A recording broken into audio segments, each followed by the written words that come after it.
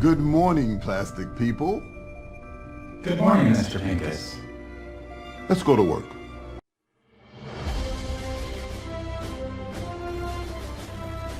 Titan Uranus! Oh, it's tight. So there I was, watching Star Trek, trying to forget that this guy is taking my old flame to prom and doing horrible things to her in the parking lot.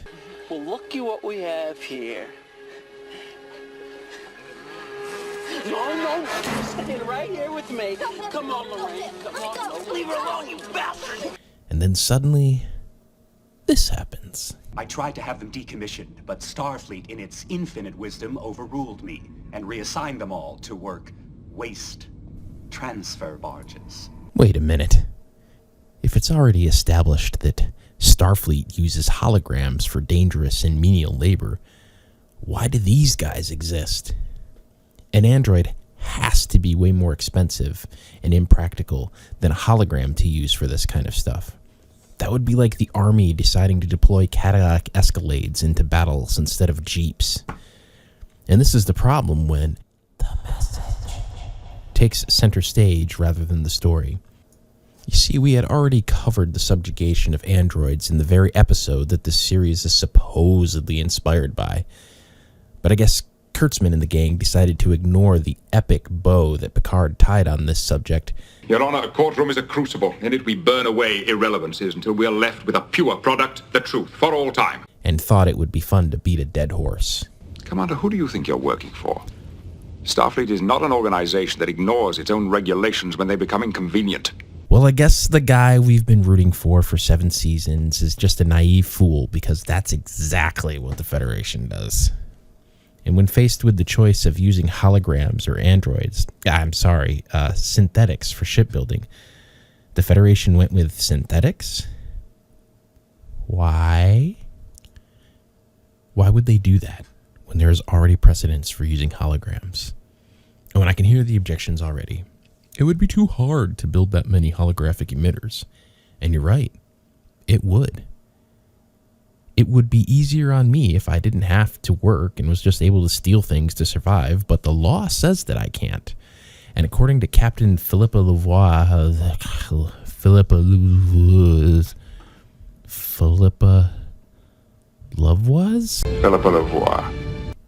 Anyway, according to her landmark decision, synthetics are free to choose their own destiny.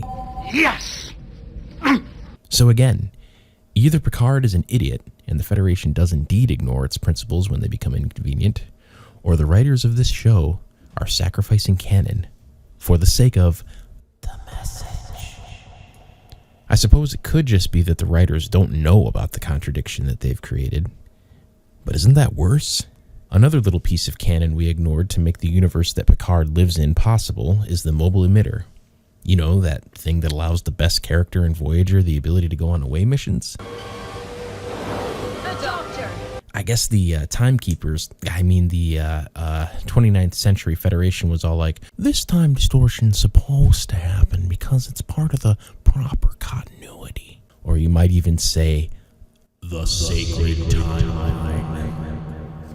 You can't tell me that the writers didn't know about Voyager, especially after they ham-fistedly wrote her into the Picard series like they were best of friends for the longest time. And they even went into excruciating detail about the death of one of Voyager's very minor characters. He was a son to me, Jay.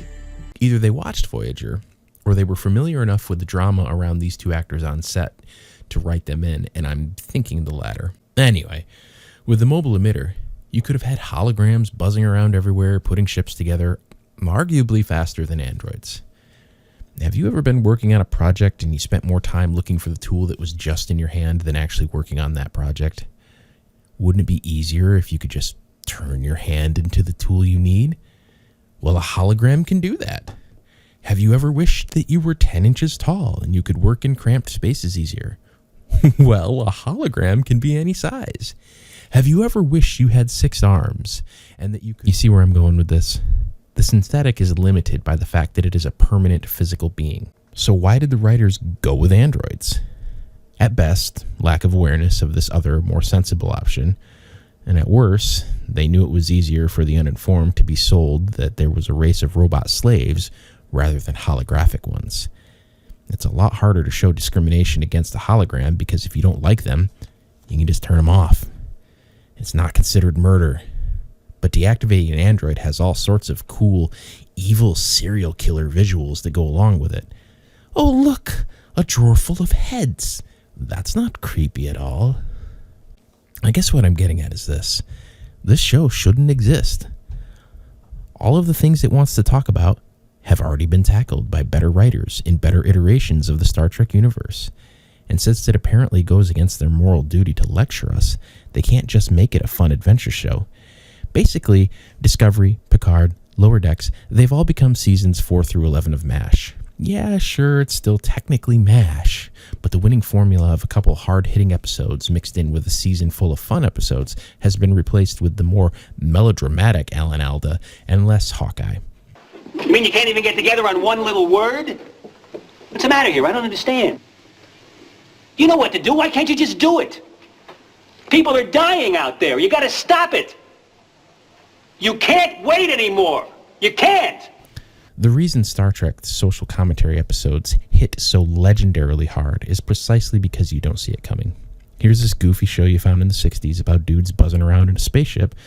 Here's Kirk double fist punching a lizard dude, and then suddenly, boom, first on-screen interracial kiss. Then back to punching aliens. If I had to guess, I would guess that the writers of Star Trek don't have kids. They don't know how to mix the medicine in with something that the kid actually wants. They just throw the pill at the kid, and then they get all angry when the kid doesn't gobble it down. Like, can you imagine? What if Measure of a Man was season 1, episode 1, or even episode 2? No one would care. We don't know who Data is. We haven't seen anything to make us believe that he's more than a fancy robot. Oh, sure, there's the scene where Riker tells us he is, and that's what passes for character arc in today's Star Trek. You just want me to prove that Data is a mere machine. I can't do that because I don't believe it. I happen to know better. But back then, nah, not good enough. And then what would have happened when that episode played out exactly the same? Everyone would be so confused as to why this robot is so special. Like, why should I care? Data would have been Rey at that point. Don't show us the humanity. Don't let the character make its way into our hearts, so that Commander Maddox represents an actual threat. Just tell us that he's special. Oh, you stupid audience, why don't you love Data as much as us? The writers shout when they see the ratings. And that's why the writers of Picard are ignoring what would almost certainly be the actual method of shipbuilding in a post-Voyager return Federation. Mobile emitters for holograms. That would be how they're doing things. But you can't turn light into a victim. You can't finger wag people for being indifferent towards an object that really doesn't exist. Like so much of today's predictable message entertainment, it's easier for the writers to pretend that they don't live in the most tolerant society in the history of the world, so that they don't feel the pressure to tackle harder issues we face. Instead, they get to go back to ones they learned about in college, the ones they feel comfortable arguing, the ones that got them an A on their midterms, the ones that get the blue check marks happy. Because being actually creative, even when the basis of an idea is already fleshed out for you, is just too hard. Hey, we're going to do a new Star Trek with Picard. Should we make this an adventure show like TNG? No, let's talk about prejudice against androids. Because for some reason they attacked the Federation, and Starfleet was using them as slave labor because they ignored their own law. And then we can have, hey, have you seen that movie Avatar? What if Picard came to be the very thing that society didn't like? New aliens? No. Why? Oh, God, no. Well, maybe tentacle creatures in the finale. In order for Picard to make sense, we have to throw out Voyager. And I'd almost be on board for that if Picard wasn't so bad. Now, just where have I seen this creepy smile before? Oh, that's right.